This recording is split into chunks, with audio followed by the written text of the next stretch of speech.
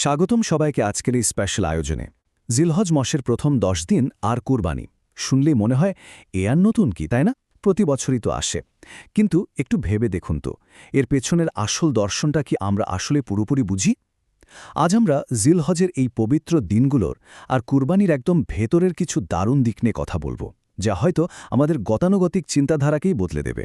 এই দিনগুলোর ওজন আসলে কতটা সেটা বোঝানোর জন্য একটা কথাই যথেষ্ট। স্বয়ং আল্লাহ পবিত্র কোরআনের সূরা ফাজরে এই 10টা রাতের কসম খেয়েছেন। একটু ভাবুন, মহাবিশ্বের স্রষ্টা নিজে যখন কোনো সময়ের শপথ নেন, তখন সেটা তো আর যে সে ব্যাপার হতে পারে না, তাই না? এর মানে হলো এই দিনগুলোর মর্যাদা আক্ষরিক অর্থেই অসীম। আজকের এই আয়োজনে আমরা মূলত 6টা বিষয় দেখব। প্রথমে জিলহজের তাৎপর্য আর এই সময়ের 5টা স্পেশাল আমল। এরপর জানব কোরবানির আসল দর্শনটা কি। সাথে থাকছে কোরবানির একদম প্র্যাকটিক্যাল কিছু নিয়ম, আজকালকার কমন কিছু প্রশ্নের আধুনিক সমাধান, আর সবশেষে এর সাথে জড়িত আমাদের সামাজিক দায়িত্বগুলো। তো চলুন শুরু করা যাক আমাদের প্রথম পর্ব দিয়ে জিলহজের তাৎপর্য। সহজ কথায় যাকে আমরা বলতে পারি ইবাদতের বসন্তকাল।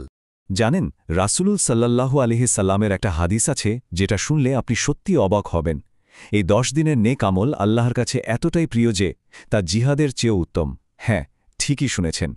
একমাত্র ব্যতিক্রম হল সেই ব্যক্তি যে নিজের জান মাল নিয়ে বেরিয়েছে আর ফিরে আসেনি। চিন্তা করে দেখুন, এটা কতটা বড় একটা সুযোগ আমাদের জন্য। বছরের অন্য কোনো সময় সাধারণ ইবাদতের মর্যাদা কিন্তু এতটা উঁচুতে পৌঁছায় না। আর এই সময়টা কেন এত স্পেশাল জানেন? কারণ এটা হলো ইবাদতের একটা মেগা প্যাকেজ। বছরের অন্য কোনো সময় মৌলিক 5টা ইবাদত কিন্তু এভাবে একসাথে মিলে যায় না। এই 10 দিনে আমরা নামাজ পড়ছি, আরাফার রোজা রাখছি, দান সদকা করছি, কুরবানি দিচ্ছি, আবার যাদের সামর্থ্য আছে তারা হজও পালন করছেন। এই যে একটা মহা সমন্বয়, এটা জিলহজের প্রথম 10 দিন ছাড়া আর কোথাও পাবেন না। এখন কথা হলো, এই সময়টাকে আমরা কাজে লাগাবো কিভাবে? চলুন দেখে নিই পর্ব 2, বরকত বহুগুণ করার জন্য 5টি বিশেষ আমল। খুব সহজে বললে এই স্পেশাল উইন্ডোতে আমাদের 5টা কাজ করতে হবে। 1. জিকির বাড়ানো, যেমন বেশি বেশি তাহালিল, তাকবীর আর তাহামিদ পড়া। 2. দান সৎকা বা কোরআন তিলাওয়াতের মতো নেক আমলগুলো বাড়িয়ে দেওয়া। 3. সব ধরনের গুনাহ থেকে একদম দূরে থাকা। 4 নম্বরটা খুবই ইন্টারেস্টিং, রোজা রাখা, বিশেষ করে আরাফার দিনের রোজা, যেটা কিনা আগের আর পরের মোট 2 বছরের গুনাহ মাফ করে দেয়। Just imagine. আর 5 নম্বর হল কুরবানির আগ পর্যন্ত চুল আর নখ না কাটার যে সুন্নাটা আছে সেটা মেনে চলা। তবে একটা ব্যাপার আছে। ধরুন একটা গ্লাসে ময়লা পানি আছে, সেখানে কি আপনি পরিষ্কার পানি ঢালবেন? নিশ্চয়ই না। আগে ময়লা পানিটা ফেলে গ্লাসটা খালি করতে হবে, তাই না? আমাদের অন্তরের ব্যাপারটাও ঠিক একই রকম।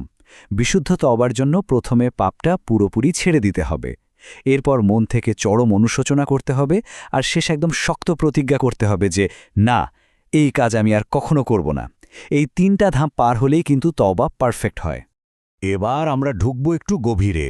আমাদের তৃতীয় পর্ব, কোরবানির দর্শন।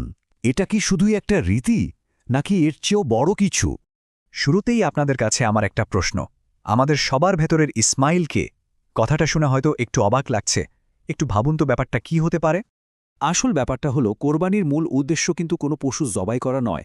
একটু ফ্ল্যাশব্যাকে যাই। ইব্রাহিম আলাইসাল্লাম 86 বছর বয়সে তার জীবনের সবচেয়ে আদরের সন্তানকে পেয়েছিলেন, আর আল্লাহ তাকেই কোরবানি দিতে বললেন। এটা ছিল তার ভালোবাসার চূড়ান্ত পরীক্ষা। ঠিক একইভাবে আজকের দিনে আমাদেরও একটা পরীক্ষা দিতে হয়। আমাদের সেই আদরের ইসমাইল হতে পারে আমাদের টাকা পয়সার মোহ, আমাদের ইগো বা অহংকার, খ্যাতি কিংবা ক্ষমতার লোভ। স্রষ্টার খুশির জন্য অন্তরের এই মোহগুলোকে জবাই করতে পারাই হলো আসল কোরবানি। দর্শনের এই গভীর জায়গা থেকে এবার চলুন একটু প্র্যাকটিক্যাল নিয়মের দিকে যাই। পর্ব 4, কুরবানির জরুরি নিয়মাবলী। কোরবানির পশুর বয়সের ক্ষেত্রে কিন্তু কোনো ছাড় নেই। উট হলে মিনিমাম 5 বছর হতেই হবে, গরু বা মহিষের জন্য 2 বছর, আর ছাগলের জন্য 1 বছর। 1 দিন কম হলেও কিন্তু কোরবানি হবে না। তবে হ্যাঁ, একটা ছোট ব্যতিক্রম আছে। ভেড়া বা দুম্বা যদি 6 মাসের হয় কিন্তু দেখতে এতটাই নাদুসনুদুস যে 1 বছরের মতো মনে হয়, তাহলে সেটা দিয়ে কোরবানি করা যাবে। রুলসগুলো কিন্তু একদম স্ট্রিক্ট। আরেকটা খুব ইম্পর্ট্যান্ট ব্যাপার, পশুকে হতে হবে একদম ত্রুটিমুক্ত। অন্ধত্ব, খোড়া হওয়া মানে জবাইয়ের জায়গা পর্যন্ত হেঁটে যেতে না পারা, কিংবা চামড়ার নিচে মজ্জা শুকিয়ে যাওয়ার মতো চরম দুর্বলতা থাকলে কিন্তু সেই পশু ডিসকোয়ালিফাইড। আজকাল আমরা অনেকেই অনলাইনে পশু কিনি, তাই এই ব্যাপারগুলো ডাবল চেক করা খুব দরকার। শিং একদম গোড়া থেকে ভাঙা থাকলে বা কান মারাত্মকভাবে কাটা বা ছিদ্র থাকলেও কিন্তু সেই পশু দিয়ে কোরবানি হবে না। এখন একটা প্রশ্ন আসে, কুরবানি দেওয়াটা কি সবার জন্যই ফরজ? আসলে এখানে স্কলারদের চমৎকার একটা মতবৈচিত্র্য আছে। হানাফি মাযহাব অনুযায়ী আপনার যদি সামর্থ্য থাকে তবে এটা আপনার জন্য ওয়াজিব বা বাধ্যতামূলক।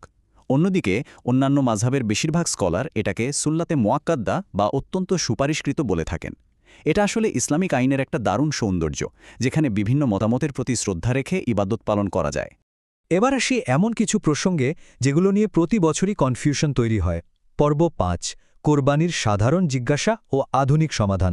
সবচেয়ে কমন একটা প্রশ্ন, কোরবানি আর আকিকা কি একসাথে দেওয়া যায়? ব্যাপারটা হলো, এগুলো একদমই আলাদা দুটো এবাদত।